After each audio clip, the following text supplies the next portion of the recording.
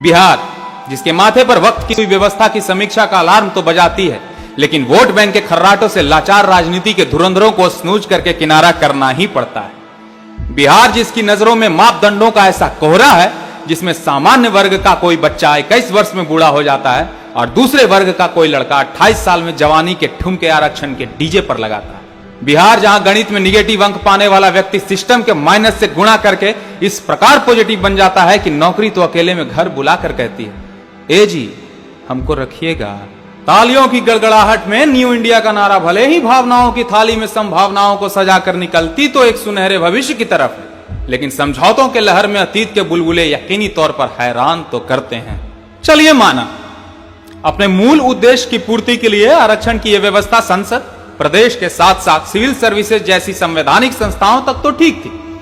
लेकिन इस व्यवस्था को टेक्निकल, मेडिकल और आर्थिक क्षेत्र के विशेष योग्यता वाले पद प्रतिष्ठानों पर थोप के अव्यवस्था की नींव योग्यता के पैमानों को शर्मसार इसीलिए करती है क्योंकि इन क्षेत्रों में योग्यता से समझौता बनारस जैसे शहरों में पुलों का गिरना या फिर सरकारी विद्यालयों में शिक्षकों को राष्ट्रपति का नाम तक ना पता होने से जाहिर होता है।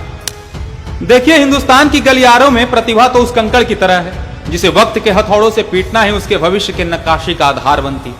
जिम्मेदारी के बोझ तले संस्कारों की गठरी बांधकर कोई युवा कंपटीशन के जंग में कूदता तो ऐसे है मानो जमीन हिल जाए।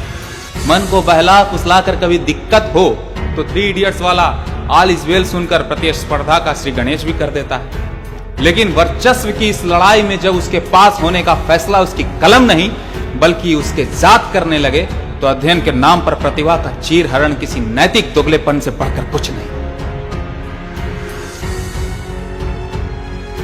समानता को स्थापित करने के नाम पर वर्गों को मक्कारी की चाशनी पकड़ाने का नाम है आरक्षण।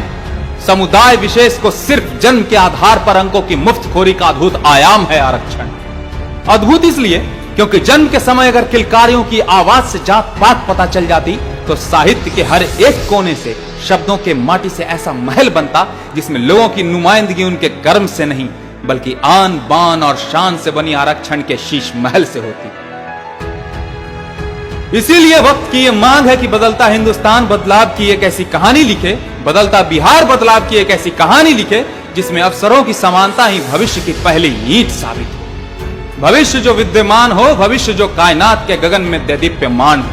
भविष्य जिसमें प्रतिभा के प्रकाश का जातिवाद के अंधकार तले सम्मान हो और अंततः भविष्य जो बिहार और हिंदुस्तान के चप्पे चप्पे में एक समान हो। धन्यवाद।